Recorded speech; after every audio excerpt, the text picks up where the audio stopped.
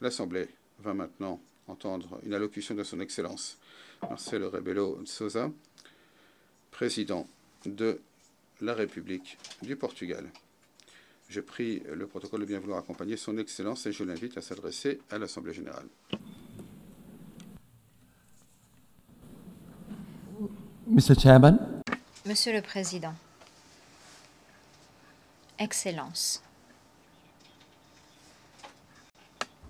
c'est un moment symbolique pour les Nations Unies. La célébration de son 80e anniversaire et pour le Portugal, 70 ans d'appartenance. C'est le moment de lancer une réflexion, de s'engager, de renouveler l'ambition multilatérale. Le Portugal est aujourd'hui ce à quoi il a toujours aspiré, un pays ouvert au monde, à l'écoute, au dialogue, attaché à jeter des passerelles, profondément multilatéraliste et s'inspirant de la Charte des Nations Unies, un monde avec davantage de coopération internationale, de respect du droit international, est un monde plus sûr, plus prévisible, plus stable, plus pacifique, prospère, pluriel, représentatif et mieux à même de relever ensemble les défis mondiaux. Il y a 70 ans, nous vivions sous le joug de la dictature et nous avons trouvé au sein de cette communauté l'espace qui nous a permis de redécouvrir les véritables valeurs et de contribuer aux solutions mondiales. Et même aujourd'hui, dans un monde en évolution permanente, un monde fragmenté, polarisé, imprévisible, cette communauté est une communauté essentielle pour défendre les principes fondamentaux de coexistence entre les peuples et les nations. Et c'est au nom de cette cohésion, avec un sens des responsabilités, conscient de la nécessité de contribuer, d'agir et inspirer des valeurs et principes, que nous serons candidats au Conseil de sécurité pour un mandat en 2027-2028, une décision que nous avons rendue officielle en 2013. Excellences, je voudrais saluer le président sortant de l'Assemblée générale et je le félicite d'avoir appuyé le pacte pour l'avenir. Je tiens également à féliciter l'actuelle présidente de la session et je lui souhaite un plein succès lors de son mandat. Mais plus précisément, et en portugais à présent, je voudrais vous dire quelques mots sur le travail extraordinaire du secrétaire général Antonio Guterres, son humanisme, son attachement au droit international, les réformes qu'il a défendues et à présent ONU 80 et le pacte pour l'avenir attestent de son action et seront ce qu'il laisse à l'organisation. Je suis fière d'avoir un citoyen portugais, secrétaire général des Nations Unies, un Portugais qui incarne les valeurs portugaises dans les relations internationales. Vous pourrez toujours compter sur notre soutien indéfectible et je me dois de le féliciter de sa déclaration. Il a dit que jamais il n'abandonnerait. Je le connais depuis longtemps et il a toujours dit qu'il n'abandonnerait jamais. Il a bien raison. Nous vivons une époque de crise, de division, de polarisation, de violation du droit international, de clivage entre l'exercice du pouvoir et la responsabilité, entre la technologie, la déontologie, l'urgence des crises et la capacité d'y réagir et d'agir. Les Nations Unies vivent un moment existentiel. Sans transformation, sans renouvellement, les Nations Unies seront marginalisées et nous pourrions être à la merci de la loi du plus fort. Aucun G1, G2, G3, G1 plus 2, G2 plus 1 n'apportera la solution. Jamais l'absence du multilatéralisme ne comblera les besoins de multilatéralisme. Le monde est multipolaire. Pensons à la situation en Ukraine, la situation au Moyen-Orient. En Ukraine, pendant des années maintenant, depuis 8 mois, l'on attend la médiation du plus puissant au monde. Y a-t-il un cessez-le-feu? Non. Dans le cas du Moyen-Orient, nous avons entendu l'intervention du plus puissant au monde. Y a-t-il eu un cessez-le-feu? Sans les multiples interventions multilatérales de tant de pays ici à New York qui ont reconnu l'existence de l'État palestinien, certains Européens, d'autres non-Européens, l'on ne changera pas. On ne changera pas bientôt, ce qui signifie que nous avons besoin des Nations Unies, nous avons besoin du multilatéralisme, nous avons besoin du dialogue entre les pays sur tous les continents. Il en va de même pour le droit international. Nous avons besoin du droit international. Nous avons besoin du droit international pour réformer les Nations Unies. Nous avons besoin du droit international en tant que fondement même de la paix et de la justice. Nous croyons en un monde régi par les règles, qui est un monde plus prévisible et plus sûr. Nous avons besoin de la Charte des Nations Unies, qui est notre boussole morale. Bien entendu, il faut transformer les Nations Unies sans jamais pour autant oublier les leçons de la Société des Nations. Lorsque l'on oublie les principes, lorsque l'on renonce aux principes au nom de la réelle politique,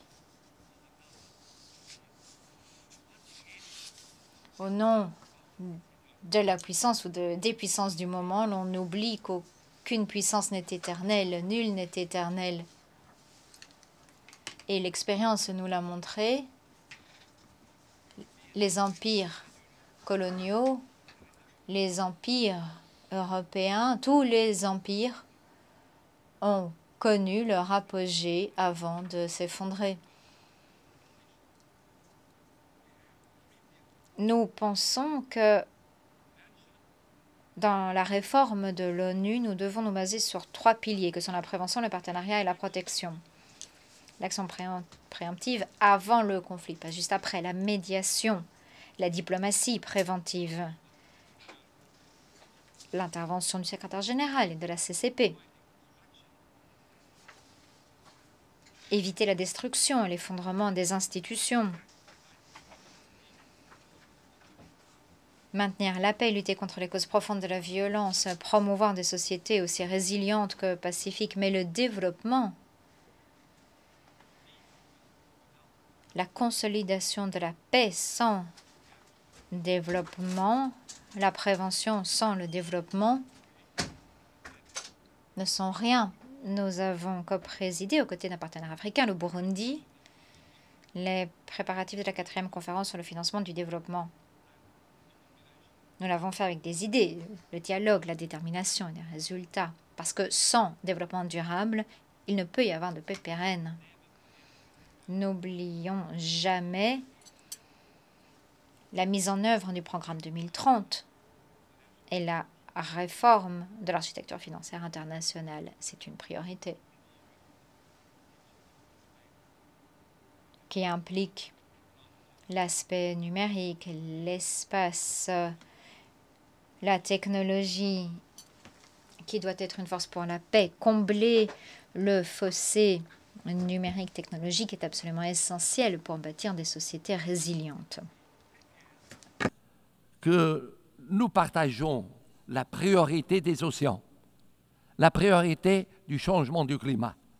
On peut parler contre le changement du climat, mais on admet tout de suite qu'il y a ce changement. Et c'est pourquoi on a préparé l'UNOC 2 à Lisbonne. On a été à l'UNOC 3 à Nice. On a renouvelé notre compromis avec la protection des océans. Des premiers États européens à ratifier le traité BBNG. Protégeant 27% de notre surface maritime, juste à une distance de 3% de l'objectif en 2030. Excellencies. Excellence. Sur cette question des partenariats, les Nations Unies doivent renforcer les partenariats stratégiques avec les organisations régionales. Le Portugal a fait une expérience très particulière. Nous avons l'expérience des pays de langue portugaise présents dans 9 pays, 4 continents, une langue.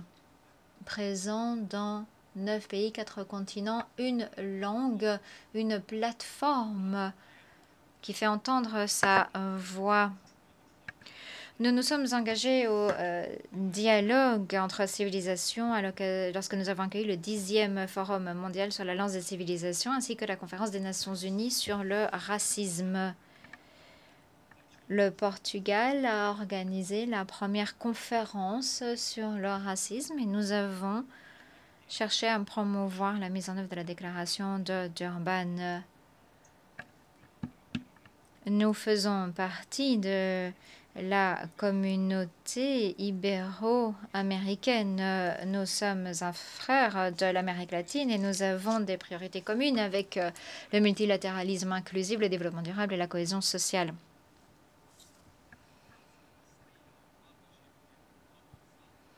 Notre partenariat avec les pays du Sud fait fond sur le respect et la solidarité. Nous avons lancé les sommets, les premiers sommets Union africaine, Union européenne. Nous avons pris l'initiative du premier et deuxième sommet entre l'Union européenne et l'Union africaine.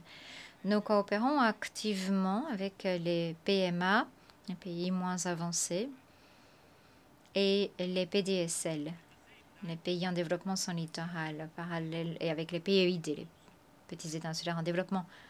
Protéger, c'est également protéger le rôle des femmes, des jeunes moteurs du changement.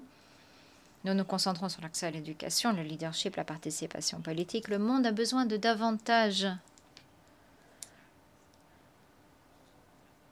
de femmes et de jeunes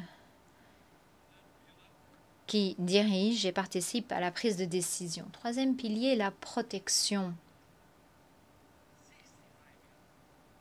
Voilà 65 ans que nous participons au maintien de la paix.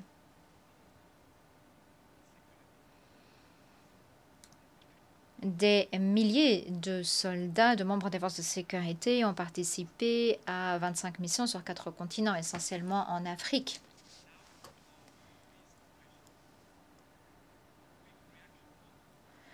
Nous participons au maintien de la paix, aux opérations avec une force de réaction rapide et nous intervenons sur tous les continents et nous défendons un financement stable et prévisible, y compris pour les missions autorisées par le Conseil de sécurité ou acceptées par le Conseil de sécurité, mais qui sont à l'initiative de l'Union africaine. Cette année, nous célébrons le 25e anniversaire du protocole facultatif de la Convention sur les droits de l'enfant en situation de conflit armé. C'est une tragédie, une tragédie. Les enfants continuent d'être victimes dans toutes les guerres. Nous avons pour obligation juridique, politique et morale de les protéger. Bien entendu, il y a le droit international humanitaire. On a parlé de la situation dans les zones de conflit. Les conventions de Genève ne sont pas des suggestions. Elles contiennent des devoirs. Nous avons participé à la 6e commission qui a préparé la Convention sur les crimes contre l'humanité. Les droits humains, qu'est-ce que ça signifie? Les droits humains, ce sont les droits personnels, politiques, la liberté d'expression, les droits économiques, sociaux, culturels, universels, interdépendants et indivisibles. Nous ne pouvons rester indifférents face aux pires crises et conflits actuels. Nous venons d'annoncer notre décision de reconnaître l'État palestinien. Au Moyen-Orient, nous estimons que l'étape suivante est désormais de créer les conditions propices à un cessez-le-feu immédiatement, libérer les otages, fournir une aide humanitaire et créer des conditions sociopolitiques et économiques à même de renforcer la solution de 2 États souverains. Reconstruire les économies, les sociétés, donner une chance à la paix et au quotidien des Israéliens et des Palestiniens pour qu'ils puissent vivre et non périr. Vivre et non périr. En Ukraine, la souveraineté, l'indépendance et l'intégrité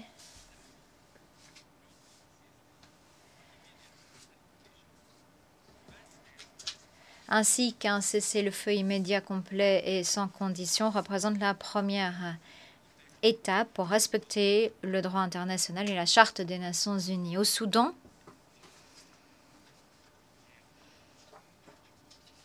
il faut pouvoir réagir beaucoup plus rapidement à ce qui est sans doute la pire catastrophe humanitaire en Afrique. Les populations ne sont plus tenables. Face aux atrocités barbares des grands criminels et le recrutement d'enfants soldats, une assistance décisive de l'ONU à la mission multinationale de soutien à la sécurité avant qu'il ne soit trop tard. Excellence, à un moment où nous assistons au plus grand nombre de conflits armés depuis la création des Nations Unies, le Portugal est prêt à assumer davantage de responsabilités et de représenter une voix mondiale au Conseil de sécurité, riche de l'expérience des enseignements tirés ces dernières décennies et riche de sa proximité avec tous les États ici représentés, sans discrimination aucune. Notre vision pour le Conseil de sécurité consiste à créer des partenariats, garantir la protection et réformer le Conseil de sécurité pour qu'il soit plus représentatif et efficace et pour qu'il tienne compte de la géopolitique du XXIe siècle et qu'il ne reste pas en 1945 avec une représentation du continent africain, des PEID, la reconnaissance des puissances émergentes à l'instar du Brésil et de l'Inde. Un conseil plus transparent, pluriel et conforme à l'esprit et la lettre de la Charte. Un Conseil de sécurité qui, en 2024, s'est régulièrement réuni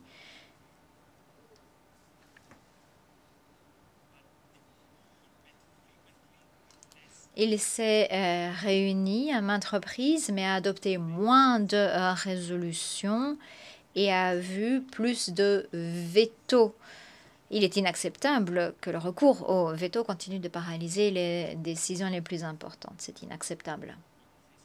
C'est inacceptable à la lumière des souffrances de l'humanité. La charte est limpide. Une partie au conflit ne peut être juge de sa propre affaire. Le Portugal appuie le code de conduite du groupe acte les mesures visant à limiter le recours au veto et appuie toutes les initiatives en faveur de la transparence, de la responsabilisation et de la redevabilité au Conseil.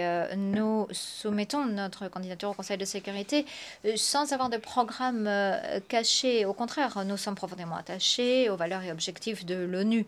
C'est en toute humilité, mais avec confiance, que nous nous proposons de contribuer à un Conseil qui soit plus efficace, représentatif, plus proche de celles et ceux qui en attendent de la protection.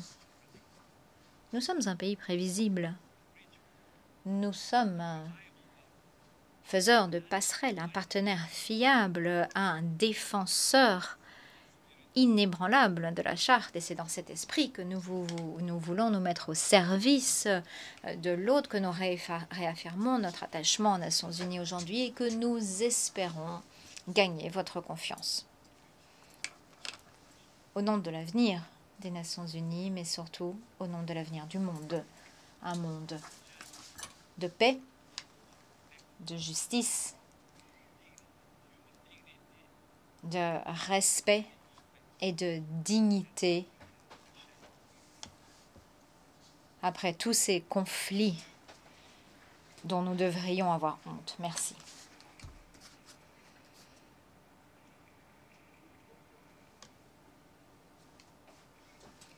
Au nom de l'Assemblée, je remercie Son Excellence, le président de la République du Portugal,